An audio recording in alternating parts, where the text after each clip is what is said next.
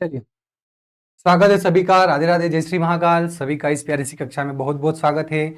MP hospital assistant 2026 Hindi की आज कक्षा नंबर 2। इसमें हम अंतिम प्रहार के रूप में पढ़ रहे हैं काव्यखंड, गद्यखंड, व्याकरण, रचनात्मक लेखन और कृतिका भाग 2 से सभी टॉपिक से एमसीक्यूज हम पढ़ रहे हैं। ठीक है, सभी का स्वागत है। राधे राधे, शुभ संध्या, जय श्री महाकाल। चलिए आ जाइए, फटाफट करते हैं सेशन को स्टार्ट। सभी का स्वागत है। चलिए करें स्टार्ट। ठीक, करते हैं। एमपी संयुक्त सामान्य अर्हता परीक्षा नए सिलेबस पर आधारित 1 साल की वैलिडिटी के साथ कम फीस में, मिनिमम फीस में 999 में आपको इन सभी की तैयारी बेहतर तरीके से मिल जाएगी। ठीक है, आप तैयारी करना चाहते हैं बेहतरीन तरीके से तो आप इस कोर्स से जुड़ सकते हैं। अगर कोई डाउट लगता है आपको तो इस कॉन्टैक्ट नंबर पे आप कॉन्टैक्ट करके पूछ सकते हैं हमारी हेल्पलाइन नंबर पर। ठीक है, चलिए आगे बढ़ते हैं। और हमसे जुड़ने के लिए भैया ये इंस्टाग्राम है और ये फेसबुक है जो मैं चलाता नहीं हूँ, है ना, टेलीग्राम है और व्हाट्सअप है, इन सभी से आप जुड़ सकते हैं। कॉन्टैक्ट नंबर दिए हैं, कुछ भी प्रॉब्लम आती है। ठीक है, चलिए डेली की पीडीएफ भी आपको टेलीग्राम ग्रुप पे मिल जाएगी। चलिए तो आगे बढ़ते हैं। ये पहला प्रश्न आज का आपके सामने, ये कल का होमवर्क भी था। ठीक है, लखनवी अंदाज में खीरे की फांकों को सूंघकर खिड़की से बाहर फेंकना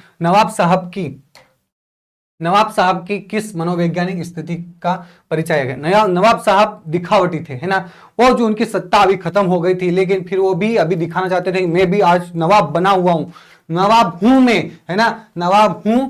और नवाबी उनका छोड़ ढंग जो था वो अभी मिथ्या के रूप में देखा था। ठीक है, क्या हो जाएगा, लेखक के प्रति उनका सम्मान होता था, खीरे के प्रति उनकी अत्यधिक अरुचि थी, मिथ्या प्रदर्शन और खोखली खानदानी रहीसी का दम्भ था, या आधुनिक जीवन शैली के प्रति उनका विरोध। अब ये उनको खीरा भाई काटते हैं, लेखक के सामने रखते हैं, अच्छे से बढ़िया धो धुआ के, है ना, सामने तौलिए बिछा के वो खीरा को रखते हैं, एक एक स्लाइस उसको काटते हैं, उस पर जीरा वगैरह डालते हैं, मसाला वगैरह, और फिर लेखक को पूछते हैं क्या आप फरमाएंगे, क्या खाएंगे, तो लेखक मना कर दे क्योंकि मेरा पेट खराब है। तो फिर उनको लगता है यार ये लेखक, सामने वाले व्यक्ति ने मना कर दिया और अब मैं खीरा खाऊंगा, अच्छा लगेगा क्या, मैं तो नवाब हूं। तो वो क्या करते थे, ऐसे ऐसे देखो, ऐसे ऐसे करके और एक एक फांकों को फेंक देते थे। तो सूंघ कर फेंकना ये क्या कहलाता है, मिथ्या प्रदर्शन। ठीक है, झूठा प्रदर्शन और खोखली खानदानी रईस, भैया मैं रईस हूं, खीरा को भी मैं सूंघ कर फेंक देता हूं।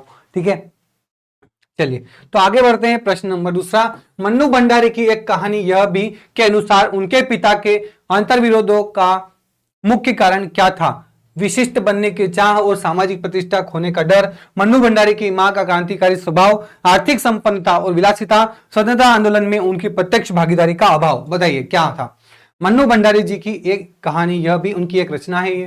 ठीक है, आत्मकथा कह लो, के अनुसार उनके पिता के अंतर्विरोधों का मुख्य कारण क्या था। अगर आपने मन्नू भंडारी जी की ये कहानी आपने या फिर ये आत्मकथा सुनी होगी, आपने पढ़ी होगी, तो आप इसका आंसर बिल्कुल जरूर के जरूर सही सही दे देंगे।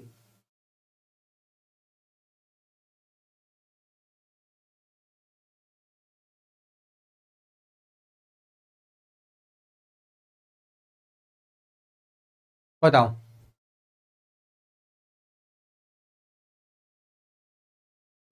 विशिष्ट बनने की चाह और सामाजिक प्रतिष्ठा खोने का डर। चलिए, मृगनयनी शब्द में कौन सा समास है, मृगनयनी।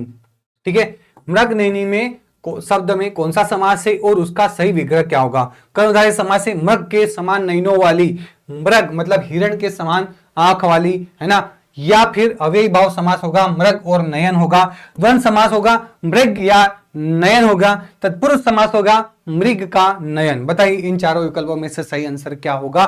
तो यहां बताइए, मृग नयनी तू न जाने, है ना, मृग नयनी तू न जाने, इस पे गाना बना हुआ है ना। तो मृग मतलब हिरण की जैसी आंखों वाली, मृग के समान नयन वाली, तो यहाँ पे क्या हो जाएगा, आपको पता होना चाहिए कर्मधारय समास। कर्मधारय समास क्या कहता है कि इसका प्रथम पद क्या होना चाहिए, इसका प्रथम पद विशेषण, है ना, संख्यावाचक को छोड़कर क्या होता है, विशेषण। विशेषण क्या कहलाता है, संज्ञा और सर्वनाम की विशेषता बताने वाले को हम क्या कहते हैं, विशेषण कहते हैं। और दूसरा पद क्या होता है, दूसरा पद क्या होता है, विशेष्य होता है। क्या होता है, विशेष्य। तो क्या पहला पद यहाँ पे विशेषण है क्या, बताओ। तो हाँ है सर। नयन, नयन क्या है, आंख। तो अरे भैया आंख वाली, अरे आंख वाली भैया, आंख वाली जो है वो क्या है, यहाँ पे विशेष्य है। क्या है, विशेष्य। और इसकी विशेषता बता रहे आंख वालों की कि क्या उसकी आंख कैसी है, मृग, हिरण के जैसी, तो ये विशेषण हो गया। ठीक है, तो यहाँ पे हमारा क्या हो जाएगा, कर्मधारय समास। बताइए आया समझ में। चलिए अगला प्रश्न है, निम्नलिखित में से विभाव के भेदों का सही युग्म कौन सा है। विभाव के भेदों का सही युग्म क्या होगा। प्रश्न नंबर अगला क्या कहता है, आलंबन और उद्दीपन, श्रृंगार और विभत्स, स्थायी भाव और संचारी भाव, अनुभाव और सात्विक भाव। बताइए विभाव के भेदों का सही युग्म कौन सा होगा। विभाव क्या होते हैं, स्थायी भाव को जगाने वाले, है ना। विभाव स्थायी भाव को जगाते हैं, स्थायी भावों को जागृत करने वाले को हम क्या कहते हैं, विभाव कहते हैं। क्या कहते हैं भाई साहब,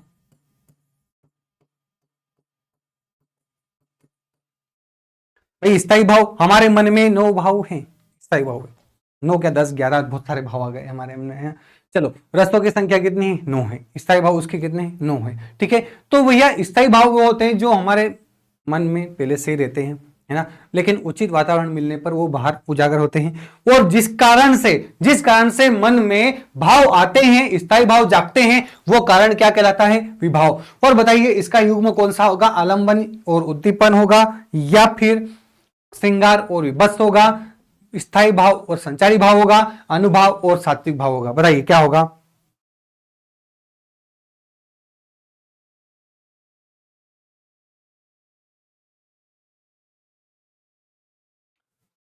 ये प्रश्न पहले भी आया था, है ना।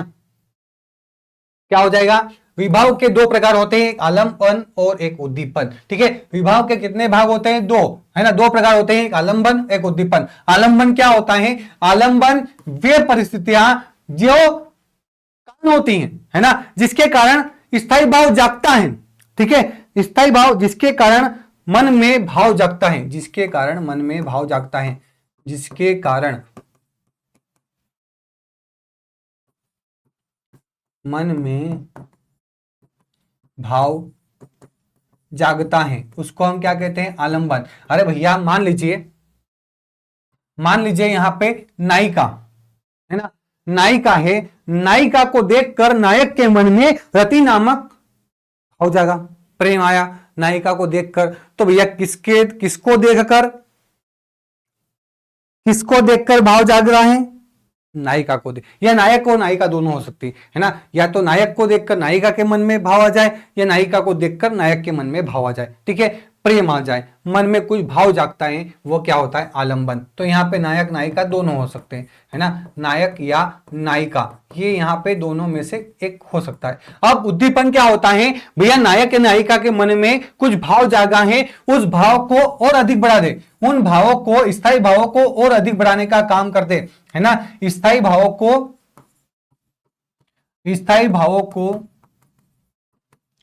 और अधिक बढ़ा दे, और अधिक बढ़ा दे,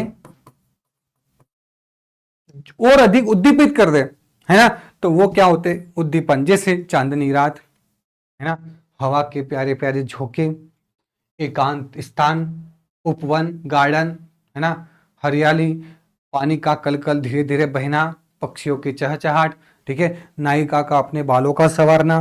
ठीक है, नायिका के जुल्फों का संवारना, बालों छोड़ो, जुल्फों का संवारना, ऐसे लट आती है, ऐसे यूं करके अपनी जाती नहीं भैया, ऐसे करके यूं करना। ठीक है, और प्यारी सी मुस्कान देना। तो ये क्या होते हैं, उद्दीपित करते हैं, नायक के मन के भाव जो जागे हैं उनको और अधिक बढ़ा दे, वो क्या होते हैं, उद्दीपन। ठीक है, चलिए आगे बढ़ते हैं। विभाव 2 प्रकार के, आलंबन उद्दीपन। चलिए आगे बढ़ते हैं।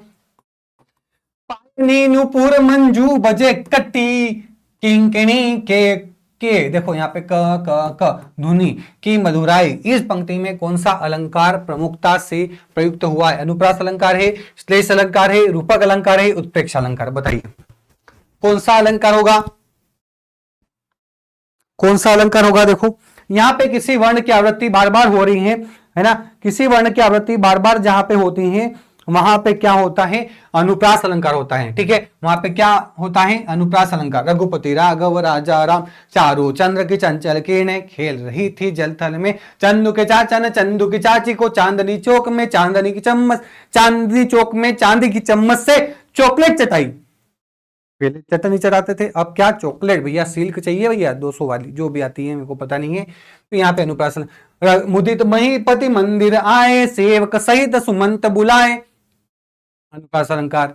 ठीक है, रघुपति राघव राजा राम, अनुप्रास अलंकार। ठीक है, श्लेष अलंकार, एक शब्द। श्लेष अलंकार क्या होता है, एक शब्द उसके अनेक अर्थ, एक शब्द के अनेक अर्थ निकलते हैं, वहां पे श्लेष अलंकार। जैसे रही मन पानी राखिए, बिन पानी सब सून, पानी गए न उबरे, मोती मानुष चून। यहाँ पे क्या होगा, श्लेष अलंकार। रूपक अलंकार, रूपक अलंकार में जहां पे उपमेय में उपमान का आरोप कर दिया जाए, जहां पे दोनों को एक ही बता दिया जाए। नायिका, तुम्हारा मुख चंद्र है ना, चंद्र सा मुख नहीं है, तुम्हारा मुखड़ा क्या है, चांदी है ना। जैसे हम कहते हैं ना कि चांदी जैसा रंग है तेरा, तो चांदी जैसा नहीं, चांदी रंग ही तुम्हारा, है ना। जैसे वो कृष्ण भगवान अपनी मैया यशोदा से कहते हैं, मैया मोरी मैं तो चंद्र खिलौनो ही लूं, है ना, मुझे चंद्र जैसा नहीं, मुझे जो चांद दिखा ना वो सफेद सफेद, उसको ही लेके आ जाओ, मैं उससे ही खेलूंगा, है ना। तो वहां पे रूपक अलंकार होता है, जहां पे उपमेय उपमान का आरोप कर दिया जाता है, दोनों में डिफरेंस करना संभव नहीं होता है, वहां पे रूपक अलंकार।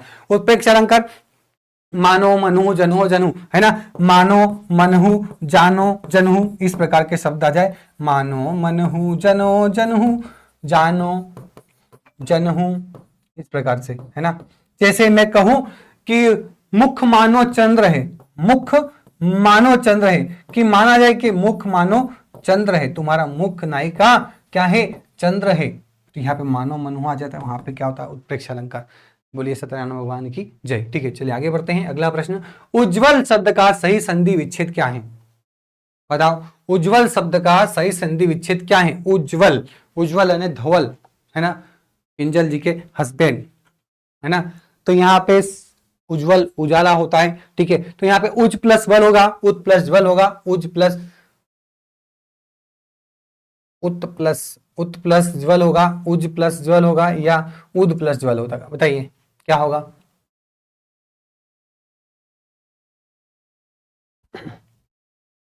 हाँ, सभी मिक्स प्रश्न चल रहे हैं ना।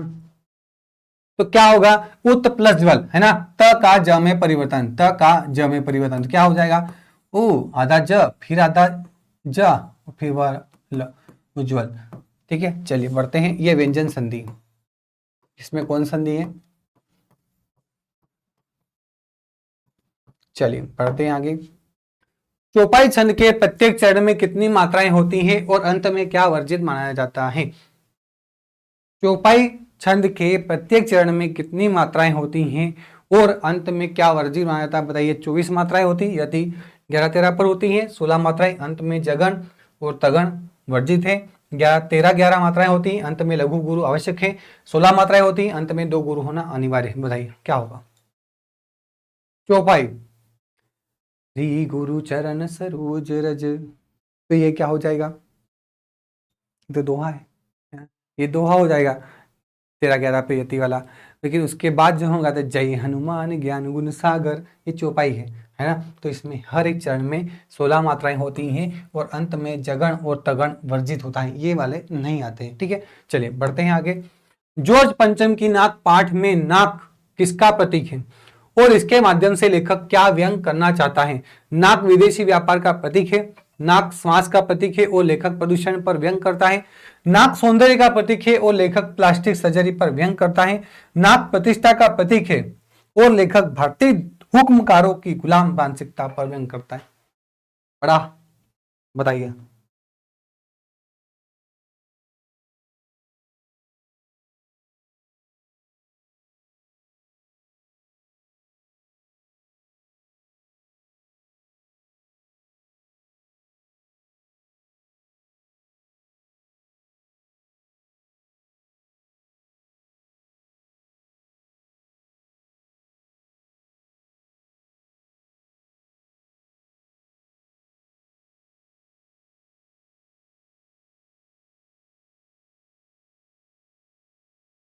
क्या होगा,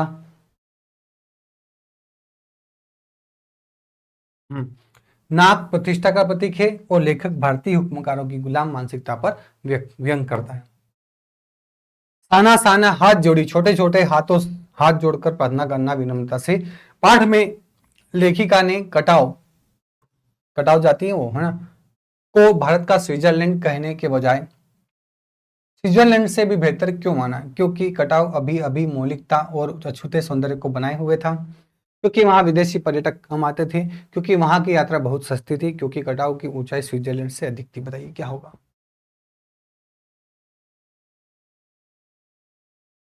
क्योंकि कटाव आपने कहानी पढ़ी होगी ना, समझ में आएगा। यात्रा वृतांत है ना, सना सना हाथ जोड़ी, ये क्या है? यात्रा वृतांत है लेखिका का। मधु कांकरिया, ये मधु कांकरिया जी की रचना है, मधु कांकरिया।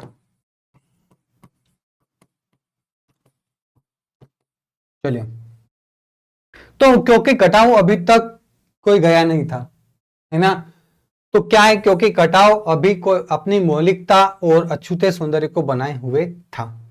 ठीक है, चलिए। माता का आंचल, पाठ के भोलानाथ तिवारी, भोलानाथ जी की, है ना, पाठ के शीर्षक की सार्थकता का सबसे सटीक आधार क्या है? पिता के साथ अधिक जुड़ाव के बावजूद संकट के समय बच्चा केवल मां के पास ही सुरक्षित महसूस करता है। माँ बच्चे को बहुत स्वादिष्ट भोजन खिलाती थी, बच्चे का पूरा दिन माता के साथ बीतता था। पाठ में ग्रामीण संस्कृति का वर्णन है जहाँ माँ प्रधान होती है। हाँ, ग्रामीण संस्कृति का वर्णन है, लेकिन देखो बच्चा जो भोलानाथ जी थे, वो बचपन से अपने पिताजी के साथ बहुत समय व्यतीत करते थे, है ना, कहीं भी जाना, नहाना, खाना वगैरह जो भी करना है, सोना तक अपने पिताजी के साथ। माँ के साथ केवल उनका खाने तक का व्यवहार था, दूध पीने तक का। ठीक है, उसके बाद वो अपने पिताजी के साथ ही समय व्यतीत करते थे। लेकिन लास्ट में क्या होता है, कहानी अगर आपने पढ़ी होगी, सुनी होगी, तो वो क्या करते थे, जैसे चूहे के बिल में, है ना, चूहे के बिल में वो पानी डालते थे वहां चूहे बाहर निकलने के लिए। तो एक दिन क्या हुआ, नाग निकल गया, सांप आ गया, है ना, चूहे के बिल में से सांप आ गया। तो ये ऐसे दौड़े, कोई ऊंधा गिरा, कोई ऊंधा गिरा, ऐसे गिरते पड़ते, घबराते घबराते ये लेखक जी अपनी माँ की गोद में जाके छुप जाते, है ना। और वहां पे पिता के बजाय, है ना, पिता के बजाय वो सबसे पहले जाना चाहिए थे पिताजी के पास, लेकिन पिताजी के पास नहीं गए और वो अपनी माता जी के आंचल में जाके छुप जाते हैं। ठीक है, लेखक अपनी माता जी के आंचल में जाके छुप जाते हैं। तो वहां पे इसीलिए कि पिता के साथ अधिक जुड़ाव के बावजूद भी, पिता के साथ बहुत सारा जुड़ाव था, लेकिन संकट के समय उन बच्चा केवल मां के पास ही सुरक्षित महसूस करता है। पूरी कहानी में माता का कोई ज्यादा वर्णन नहीं है, लेकिन लास्ट में, है ना, लास्ट में जो लेखक होते हैं वो माता के आंचल में ही जाके छुपते हैं। ठीक है, चलिए आगे बढ़ते हैं। औपचारिक पत्र लेखन में भवदीय का प्रयोग किस स्थान पर किया जाता है? विषय लिखने के ठीक बाद, पत्र के अंत में स्वनिर्देश के रूप में, दिनांक के ऊपर, पत्र के आरंभ में, संबोधन के रूप में। बताइए कहां पे लिखते हैं भवदीय, कहां लिखते हैं?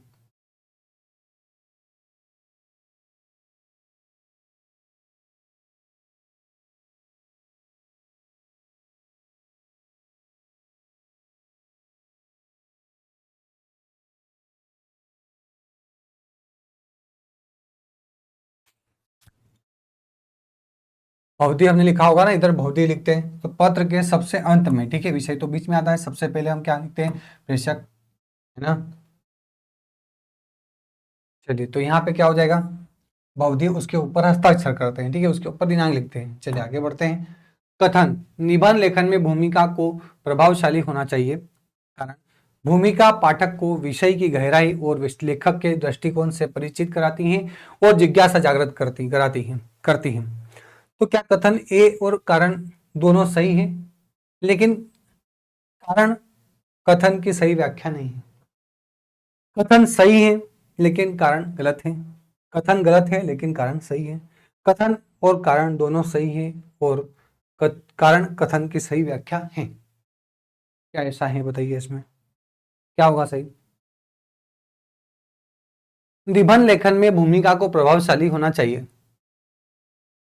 कारण भूमिका पाठक को विषय की गहराई और लेखक के दृष्टिकोण से परिचित कराती हैं और जिज्ञासा जागृत करती हैं। तो कारण तो सही है, है ना। तो कथन भी भूमिका से ऊपर है, तो भूमिका के क्या करें, निबंध लेखन में भूमिका को प्रभावशाली होना चाहिए। तो डी इसका राइट आंसर होगा। ठीक है, कारण और कथन दोनों सही है और ये सही व्याख्या भी करता है। ठीक है, हाथ कंगन को आरसी क्या, प्रत्यक्ष को प्रमाण की कोई जरूरत नहीं होती, है ना। लोकोक्ति का सही अर्थ किस संदर्भ में प्रयुक्त होगा, कठिन परिश्रम का फल मीठा होता है, हाथ में कंगन पहनना शुभ माना जाता है, प्रत्यक्ष प्रमाण के लिए किसी अन्य प्रमाण की आवश्यकता नहीं होती है, सुंदर व्यक्ति को आभूषणों की आवश्यकता नहीं होती है। बताइए क्या होगा इसका परफेक्ट आंसर।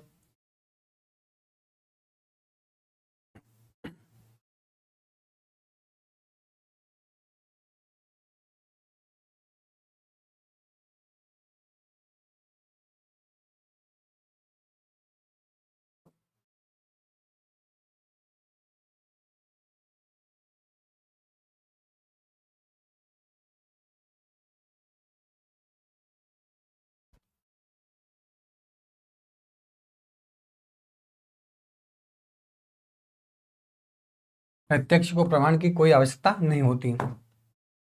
अपठित काव्यांश का विश्लेषण करते समय बिंब इमेजरी की पहचान कैसे की जाती है, केवल कठिन शब्दों के अर्थ ढूंढकर, कवि के जीवन परिचय के माध्यम से, उन शब्दों के माध्यम से जो पाठक के मन में दृश्य, श्रव्य या स्पर्श का चित्र उभारते हैं, छंद की मात्राओं को गिनकर। बताइए इमेजरी कैसे क्रिएट करता है व्यक्ति, है ना। तो दृश्य, श्रव्य और स्पर्श का चित्र उभारते हैं। ठीक है, यहाँ पे उन शब्दों के माध्यम से जो पाठक के मन में दृश्य, श्रव्य या स्पर्श का चित्र उभारते हैं। सी इसका राइट आंसर होगा। आगे बढ़ते हैं। अंत नहीं रही है कविता में फागुन की सुंदरता के व्यापक प्रसार को व्यक्त करने वाली पंक्ति कौन सी है, कहीं सांस लेते हो, कहीं घर घर भर देते हो, उड़ने को नभ में तुम पर कर देते हो, पत्तियां हरी कहीं लाल, मुख हटाता हूं तो हट नहीं रही है। बताइए क्या होगा। हट नहीं रही है कविता में फागुन की सुंदरता के व्यापक व्यापक प्रसार को व्यक्त करने वाली पंक्ति कौन सी है, कहीं सांस लेते हो, है ना, कहीं सांस लेते हो घर घर भर देते हो, कहीं सांस लेते हो घर घर भर देते हो, उड़ने को नभ में तुम पर कर देते हो, पत्तियां हरी कहीं लाल हैं, मुख हटाता हूं तो हट नहीं रही। बताइए कौन सी पंक्तियां सही होगी।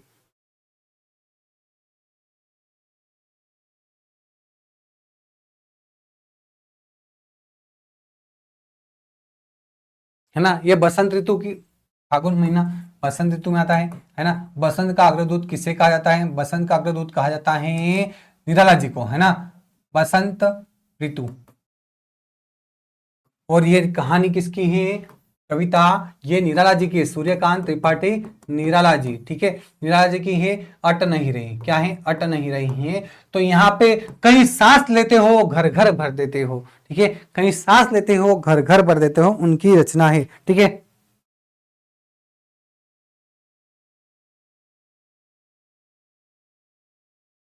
अरे भैया मतलब फागुन महीने में जो प्रकृति जब भी सांस लेती है तब उसकी सुगंध हवा में चारों ओर फैल जाती है ना। तो कहीं भी सांस लेते हैं तो ऐसा लगता है कि वाह, आनंदमय मोहन माहौल मिल जाता है। ठीक है, तो ऐसे ही कह रहे हैं कवि कि कहीं सांस लेते हो तो घर घर भर देते हो। ठीक है, चलिए। बाल गोविंद भगत बड़े ही सच्चे ईमानदार थे, है ना, गृहस्थ जीवन में यापित थे। उनका एक बेटा था, उनकी एक बहू थी। ठीक है, और खेती बाड़ी भी थी। कवि जो कबीर जी के, है ना, कबीरपंथी थे, कबीरों की रचनाओं को गायन करा करते थे। ठीक है, अब यहाँ गोविंद भगत पाठ में बेटे की चिता को आग लगाने, आग चिता को आग पुत्र वधु को से दिलवाना भगत के किस गुण को दर्शाता है, अपनी पुत्र वधु को दंडित करना था, स्त्री पुरुष समानता और सामाजिक कुरीतियों के विरुद्ध साहस करना था, उनका मानसिक संतुलन बिगड़ना था, उनकी कठोरता और संवेदनशीलता। तो कठोर तो थे नहीं, वो उदार व्यक्ति थे, विनम्र थे, है ना। उनकी मानसिक संतुलन बिगड़ना, पागल नहीं हो गए थे वो, है ना, ऐसा कुछ नहीं है। तो अपनी पुत्र वधु को दंडित ऐसा कुछ भी नहीं चाहते थे। वो क्या चाहते थे कि स्त्री पुरुष समानता और सामाजिक कुरीतियों के विरुद्ध साहस।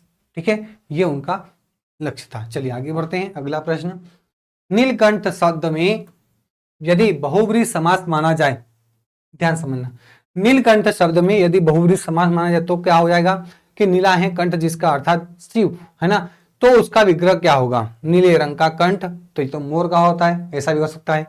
नीला है जो कंठ, नीला है कंठ जिसका अर्थात वो शिव भोले बाबा, तो सी इसका राइट आंसर होगा। कंठ है नीला, कंठ जो नीला है, ऐसा कुछ, सी इसका परफेक्ट आंसर होगा। ठीक है, चलिए बढ़ते हैं अगले प्रश्न पर। क्रोध रस, क्रोध रस का स्थायी भाव क्या है और इसका आलंबन विभाव क्या हो सकता है। क्रोध अपराधी या शत्रु, शोक प्रिय की मृत्यु, उत्साह वीरता के कार्य, भय भयानक जीव, क्या होगा। क्रोध रस, बूंदेले हर बोलो के मुंह हमने सुनी कहानी थी, ये तो क्या हो जाएगा, वीरता उत्साह हो जाएगा। ठीक है, नहीं, क्रोध रस जहां पे हम तुलसीदास के पद जो आते हैं, राम लक्ष्मण और परशुराम जी के संवाद की बात करें तो हाँ रोद रस रहेगा वहां पे, लेकिन वहां पे परशुराम जी का रोद रस ज्यादा था वहां पे। हाँ ठीक है, वो भी मान सकते हैं कि लक्ष्मण जी और परशुराम दोनों एक दूसरे पे व्यंग कर रहे थे, भैया कि ये सब बड़ा, वो मैं बड़ा, ये बड़ा, है ना, तो दोनों रोद रस के थे।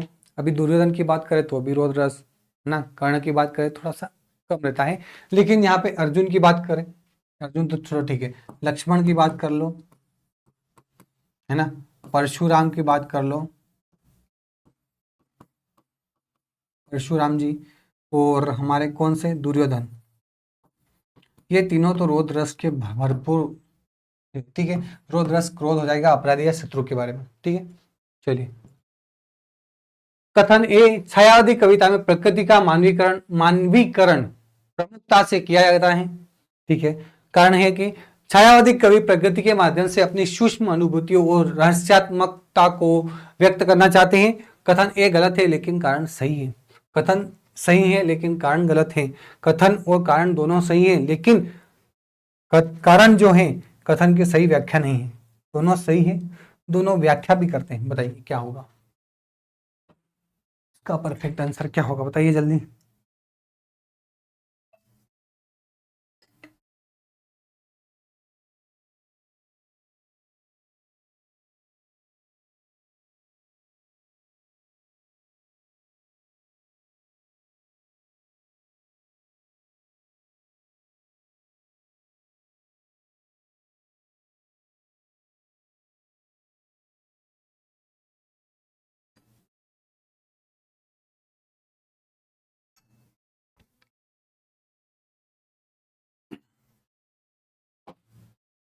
चलिए क्या होगा, तो डी इसका राइट आंसर होगा, क्योंकि यहाँ पे जो कारण है वो कथन की सही व्याख्या भी करता है और दोनों सही भी है। ठीक है, छायावादी कवि प्रकृति के माध्यम से अपनी सूक्ष्म अनुभूतियों और रहस्यात्मकता को व्यक्त करना चाहते हैं। छायावादी कविता में प्रकृति का मानवीकरण प्रमुखता से किया जाता है। ठीक है, दोनों सही है। चलिए आगे बढ़ते हैं। दाना पानी शब्द में कौन सा समास है, बताइए। कर्मधारय समास है, द्विगु समास है, द्वंद्व समास है, अव्ययी भाव समास है। और समास की बात करते हैं, कर्मधारय समास में क्या होता है, पहला पद विशेषण होना चाहिए। पहला पद क्या होता है, विशेषण। तो दाना में ऐसा कुछ विशेषण वगैरह होगा क्या, दाना या पानी ऐसा कुछ होगा, तो यहाँ पे दोनों पद क्या हो रहे हैं, प्रधान होते हैं, तो ये कर्मधारय समास नहीं होगा। द्विगु समास में क्या बात होती है कि पहला पद क्या होता है, संख्यावाचक विशेषण, है ना, संख्या आना चाहिए भैया, संख्यावाचक विशेषण। तो क्या संख्यावाचक है कि दाने में कुछ संख्या वगैरह आ रही है, नहीं। द्वंद्व समास हो सकता है क्योंकि दोनों पद क्या है, प्रधान, इसमें क्या होते हैं, दोनों पद प्रधान होते हैं।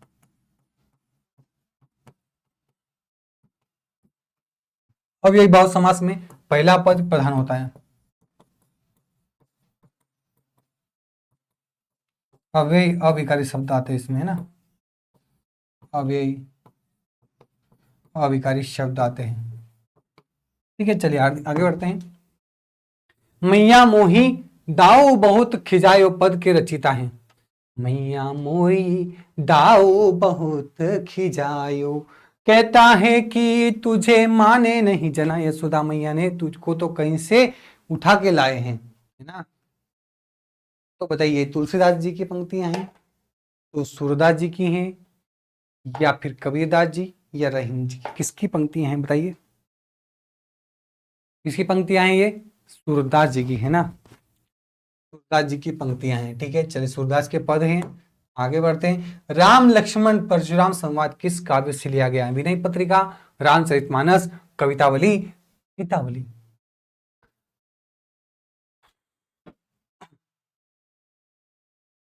रामचरितमानस 7 सर्ग है इसमें, है ना, 7 सर्ग है ना, 7 कांड, ऐसा 7 कांड। तो रामचरितमानस से लिया गया भैया, राम लक्ष्मण परशुराम संवाद, ठीक है।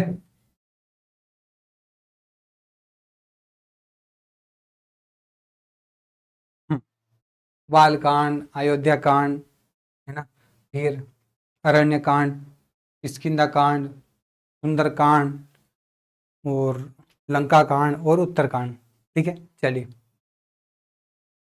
उत्साह कविता के कवि हैं देव, जयशंकर प्रसाद, निराला जी या नागार्जुन। बताइए इन चारों विकल्पों में से उत्साह कविता के कवि कौन हैं?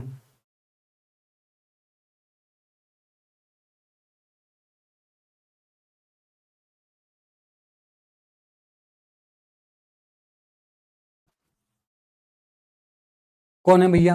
निराला जी हैं, सूर्यकांत त्रिपाठी निराला जी। चलो आगे बढ़ते हैं, अगला प्रश्न। आत्मकथ्य कविता के रचनाकार हैं जयशंकर प्रसाद, निराला जी, पंत, महादेव वर्मा। तो यहाँ पे आत्मकथ्य जो कविता के रचनाकार कौन है, बताइए।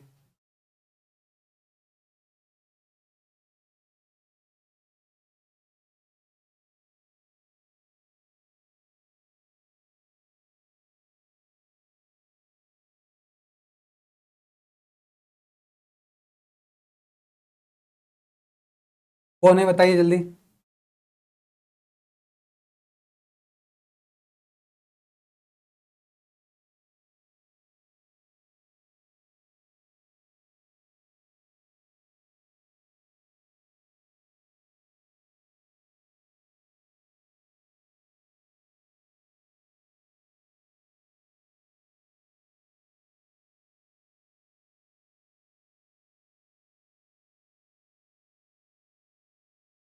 आत्मकथ्य कविता के रचनाकार कौन है? जयशंकर प्रसाद जी हैं। कौन है? जयशंकर प्रसाद। इनकी कामायनी, कामायनी ये क्या है? महाकाव्य है। कामायनी याद रखना है, ठीक है। आंसू, लहर, झरना, चित्रधार, ये रचनाएं इतनी याद रखना है। निराला जी की कुछ रचना याद रखो, क्या है? उत्साह है, अनामिका है, परिमल है। उत्साह, अनामिका, परिमल, गीतिका, कुकुरमुत्ता, ठीक है।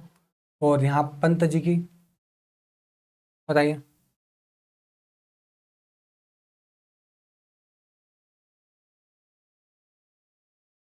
ज्यादा हो जाएगा ना, चलो लिखवा देंगे, कोई दिक्कत नहीं है।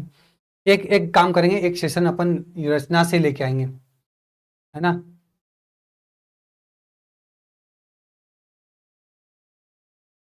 एक, हाँ, एक लेक्चर अपन रचनाओं से लेके आ जाएंगे। जैसे पंत की रचनाएं मैं लिखवा देता हूँ। जैसे यहाँ पे अप्सरा, नहीं अप्सरा तो इनकी है, अप्सरा इनकी है, निराला जी की, है ना। पंत जी की रचना है पल्लव, वीणा, ठीक है। पल्लव, वीणा, ग्रंथि, गुंजन, युगांत, युगवाणी, है ना। चिदम्बरा, चिदम्बरा के लिए इनको ज्ञानपीठ पुरस्कार भी दिया गया है, ठीक है। महादेव वर्मा की रचना है, महादेव वर्मा, निहार, रश्मि, निर्जा, निहार, रश्मि, निहार, रश्मि, निर्जा, ठीक है। और सांध्य गीत, यामा, यामा, यामा इंपॉर्टेंट है, यामा, सांध्य गीत लिख लो, काम देखिए। अतीत के चलचित्र, स्मृति की रेखा है ना। अतीत के चलचित्र,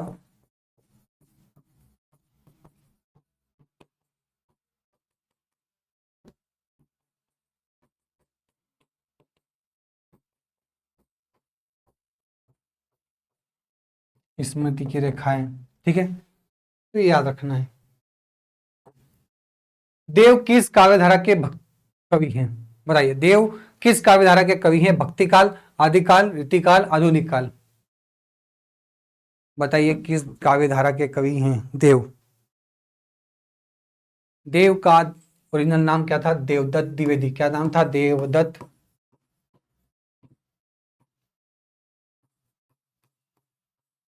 ठीक है, और ये रीतिबद्ध कवि थे, रीतिबद्ध, रीतिकालीन कवि थे। ये क्या है? रीतिकाल के कवि। तो इसका राइट आंसर क्या हो जाएगा? रीतिकाल में भी रीतिबद्ध थे ये।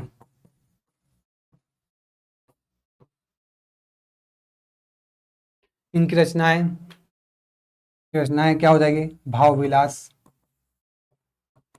है ना, भाव विलास और भावनी विलास, भवानी विलास। भाव विलास भी है और भवानी विलास भी है। अष्टयाम, ठीक है, अष्टयाम। चलो इतनी याद कर लो, भाव विलास, भवानी विलास और अष्टयाम की प्रमुख रचनाएं। चलिए आगे बढ़ते हैं। यह दंतुरेत मुस्कान कविता के कवि हैं? बताइए, दिनकर जी हैं, नागार्जुन हैं, अज्ञेय हैं, प्रसादी।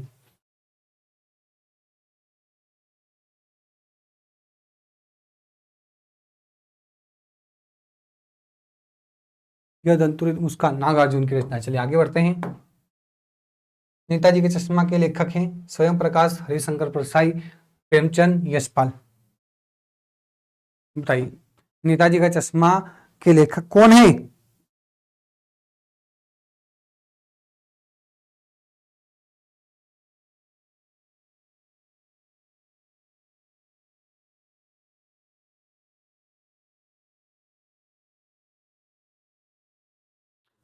नेताजी का चश्मा, स्वयं प्रकाश, बिल्कुल सही, है ना। क्या हो जाएगा? स्वयं प्रकाश। अब यहाँ इनकी प्रमुख रचनाएं और लिख सकते हैं। स्वयं प्रकाश है, स्वयं प्रकाश की और रचनाएं क्या हो जाएगा? सूरज कब निकलेगा, सूरज कब निकलेगा, आएंगे अच्छे दिन, है ना, आएंगे अच्छे दिन,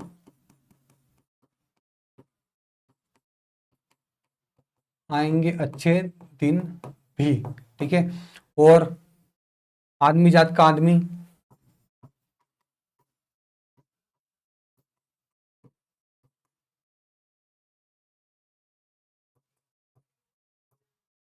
संधान,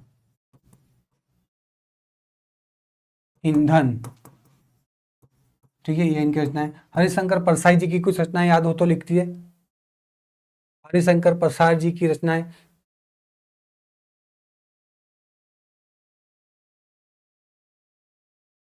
हरिशंकर प्रसाद जी की कुछ रचनाएं याद हो रही हूँ? देखो ये तो हो गई, ये हो गई, हो गई, है ना। तो यहाँ पे आ जाएगा सदाचार का तावीज, सदाचार का तावीज, ठीक है, और प्रेमचंद के फटे जूते,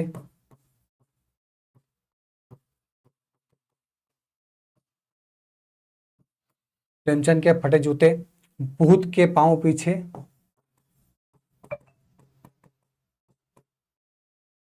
भूत के पांव पीछे, विकलांग श्रद्धा का दौर,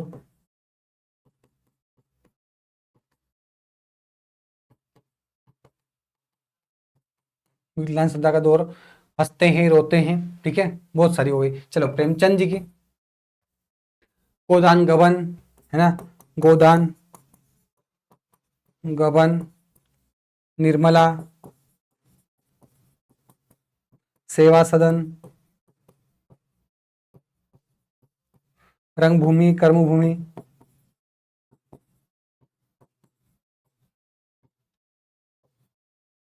कायाकल्प,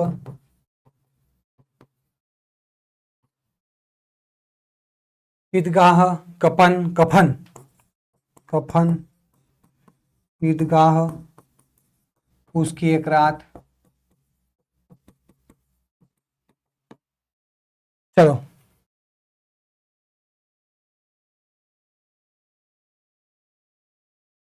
दो बेलों की कथा, है ना, ये अभी 9th क्लास में है। दो बेलों की कथा,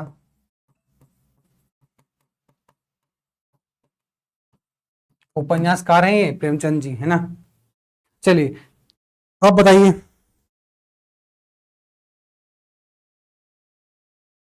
हाँ, क्या है?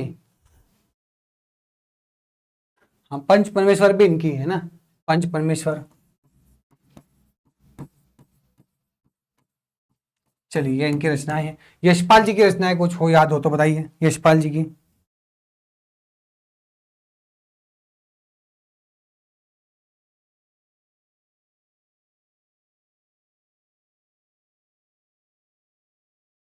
दिव्या अमिता ऐसा कुछ करके है, दिव्या अमिता, है ना। और दिव्या अमिता हो गया, झूठा सच, और कामरेड।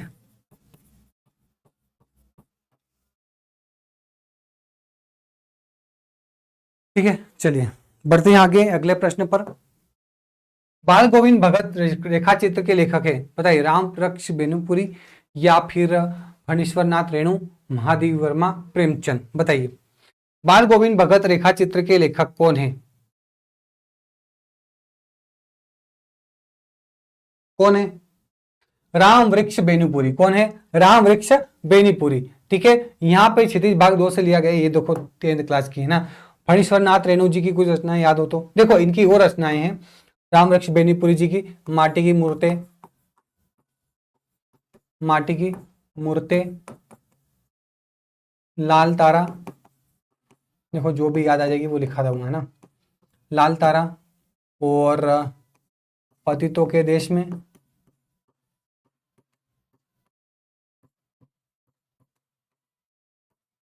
अम्बपाली, सीता की माँ,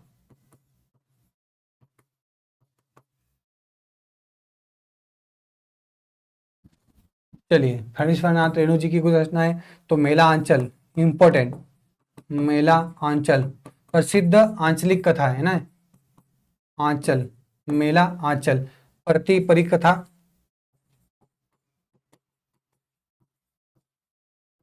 जुलूस,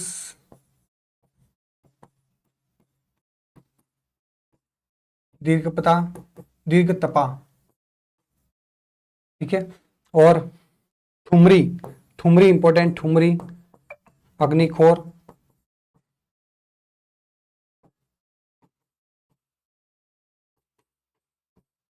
आदिम रात की महक,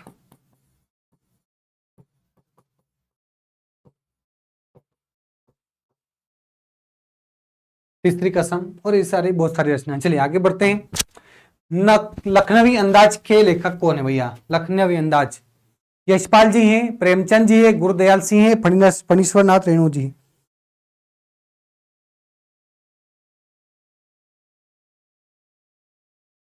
कौन है? हाँ बिल्कुल, यशपाल जी हैं। चलिए आगे बढ़ते हैं। एक कहानी यह भी संस्मरण की लेखिका कौन है? कृष्णा सोपति, मन्नू भंडारी, महादेवी वर्मा, सुभद्रा कुमारी चौहान, मन्नू भंडारी। चलिए आगे बढ़ते हैं। रण बिच चौकड़ी भर भर के में प्रमुख रस है, बताइए। रण बिच चौकड़ी भर भर के में प्रमुख रस है, श्रृंगार रस है, वीर रस है, करुण रस है, रौद्र रस है, बताइए कौन सा रस है?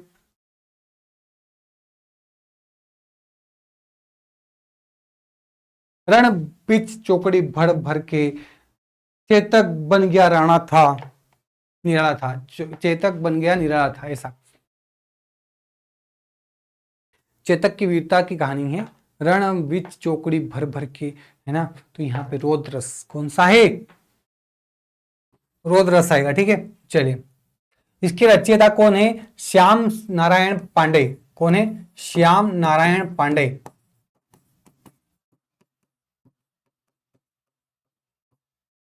चलिए, निज जननी के एक कुमारा में प्रमुख रस है। निज जननी के एक कुमारा में प्रमुख रस है, करुणा रस, करुण रस है, हास्य रस है, अद्भुत रस है, भयानक रस है।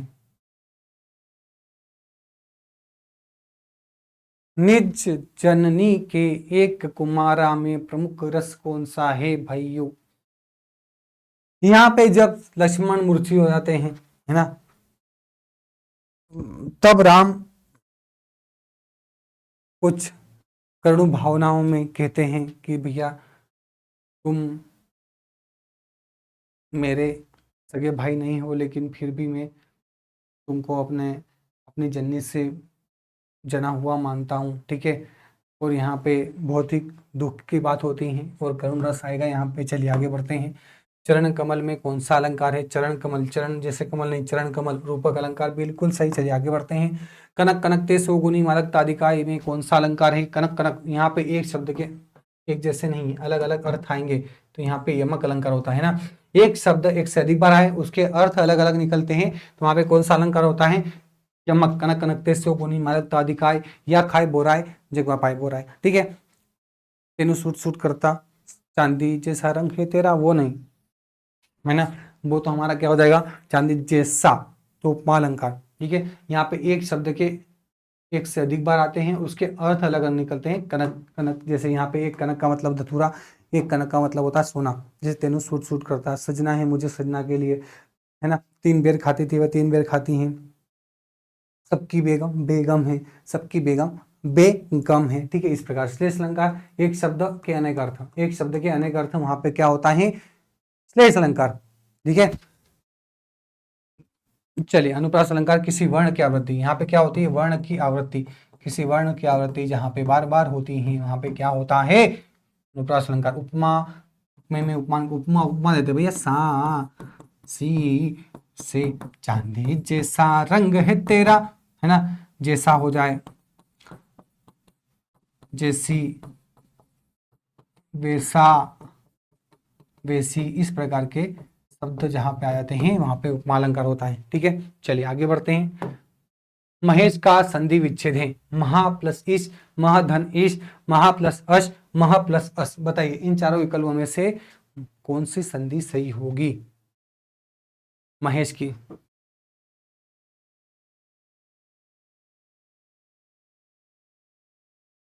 महेश के सही संधि विच्छेद, यहाँ पे महेश, महाधन ईश, ठीक है।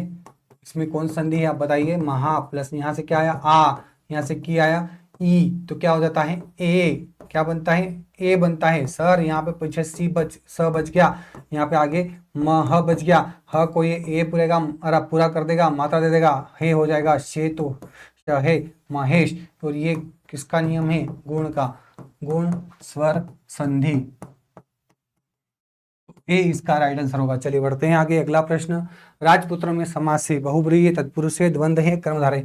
राजपुत्र, बताइए राजपुत्र, राजपुत्र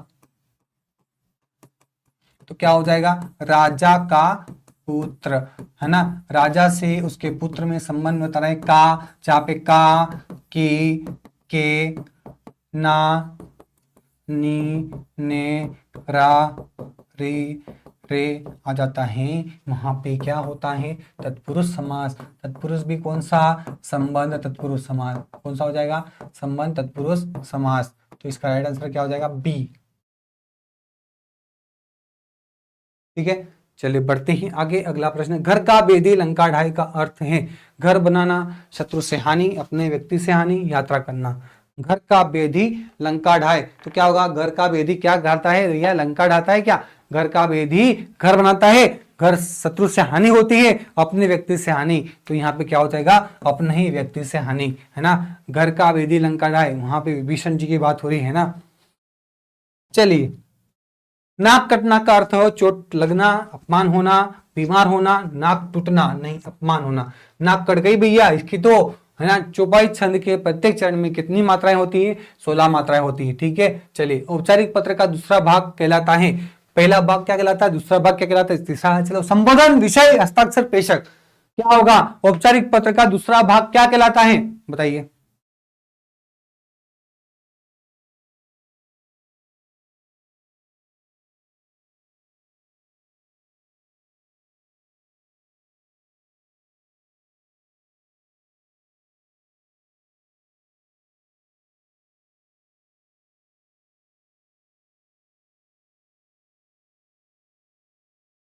क्या हो जाएगा? औपचारिक पत्र का पहला भाग, सबसे पहली बात करते हैं, तो पहला भाग, है ना। तो पहला भाग होता है पत्र प्रापक, मतलब यह समझो पत्र पाने वाले का पता, का पद और पता, ये पहला भाग, ठीक है। दूसरा भाग ध्यान समझना, ये काम आएगा। दूसरे भाग क्या होता है? विषय। इसका राइट आंसर क्या हो जाएगा? विषय। ठीक है, अब तीसरा भाग क्या होता है? तीसरा भाग क्या होता है? संबोधन, महोदय, महोदया। ठीक है, चौथा भाग बॉडी, मुख्य बॉडी, मुख्य विषय वस्तु, मुख्य विषय वस्तु, ये चौथा हो जाएगा। चलिए अब यहां पे पांचवा भाग, समाप्ति और हस्ताक्षर।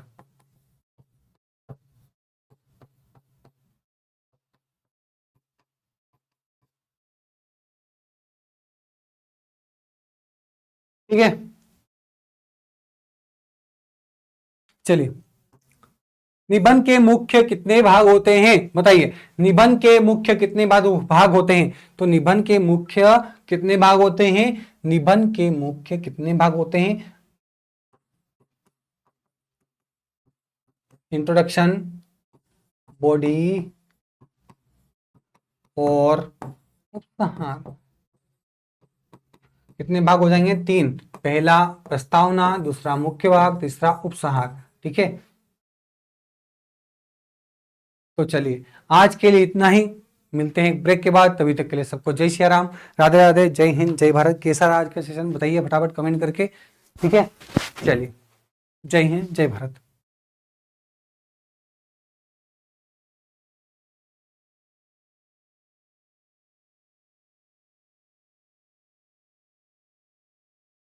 कमेंट करके जरूर बताना है ना, और जिसने चैनल सब्सक्राइब नहीं किया वो चैनल सब्सक्राइब करे, बेल आइकन को प्रेस करे, ऐसा हाथ भी जोड़े। प्यार भी चाहिए तो सब्सक्राइब भी चाहिए भैया, सब है ना। परफेक्शन अकेडमी को लाइक, शेयर और कमेंट जरूर करना है। चलिए, और कैसी रही आज की कक्षा उसको कमेंट करके बताना भी। जय हिंद, जय भारत।